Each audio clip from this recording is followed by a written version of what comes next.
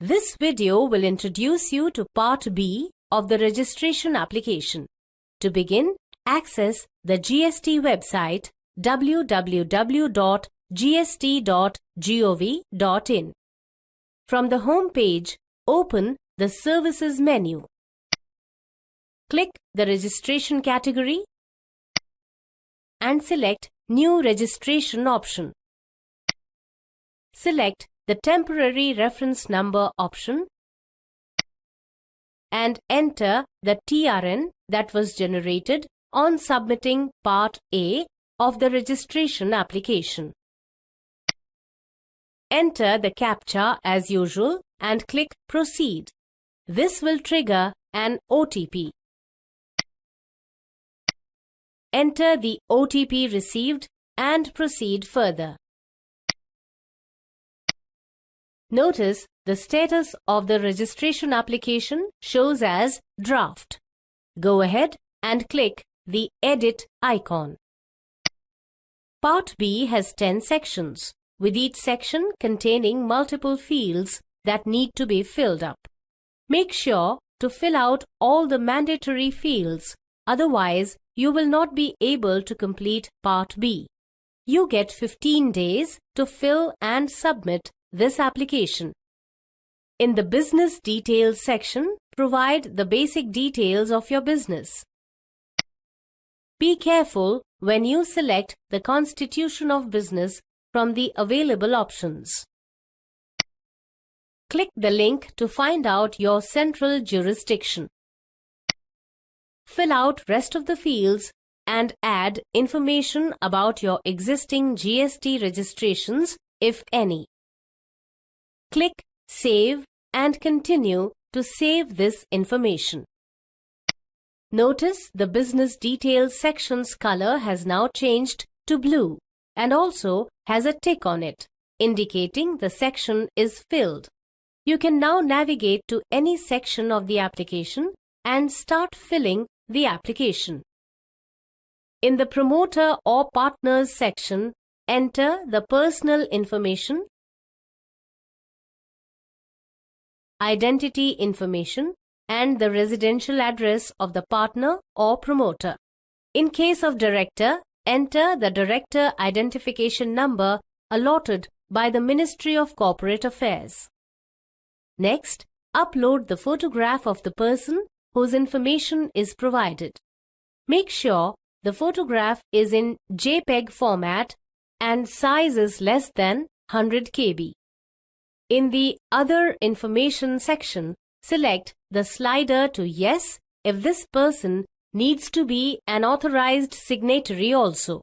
Let's keep it as No for now. The next section allows entering details of the authorized signatories. Set the primary authorized signatory and enter relevant personal information.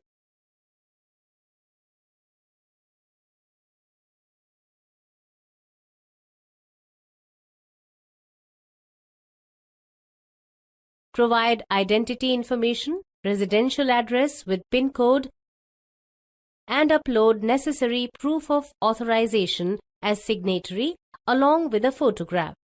Make sure the photograph is in JPEG format and size is less than 100 KB. You can add multiple authorized signatories by clicking the Add New button and adding the details. Click Save and continue to save this information. In the next section, you may enter details of any authorized representative if desired. Else, move to the next section, Principal Place of Business.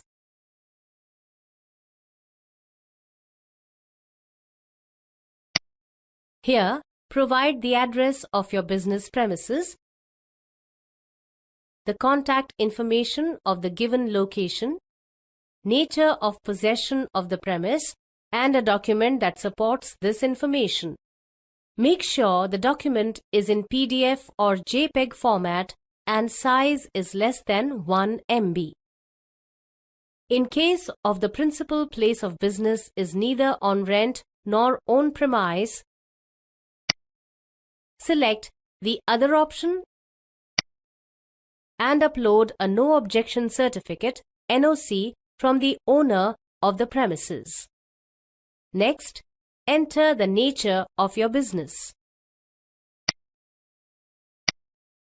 Similarly, add the details of additional place of business in case you carry out business from multiple premises. Move on to the next section on goods and services related information.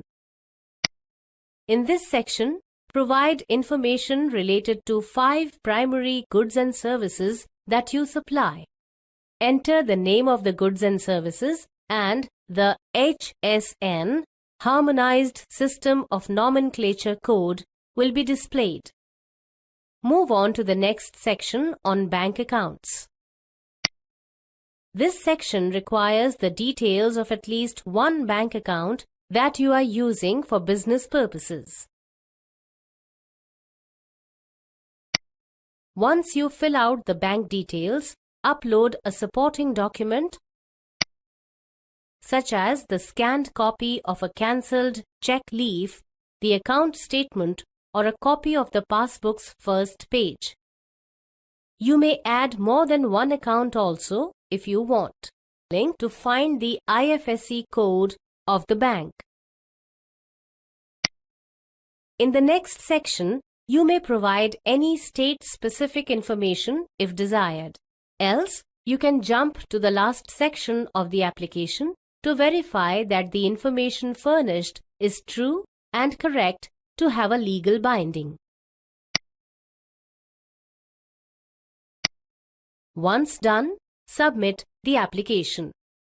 For companies and limited liability partnerships, LLPs, it is mandatory to submit the application using the PAN-based Class 2 or 3 Digital Signature Certificate (DSC). But before submitting the application using DSC, the DSC needs to be registered using the Register DSC service on the portal. Alternatively, the application can be submitted using the e-sign or Electronic Verification Code (EVC) option. Both these services require you to enter the OTP for authentication. In case of e-sign, OTP will be sent to the mobile phone number registered with the Aadhaar database. In case of EVC, OTP will be sent to the registered mobile phone number of the authorized signatory. Agree to the warning message, which says that all your furnished information is subject to verification and scrutiny.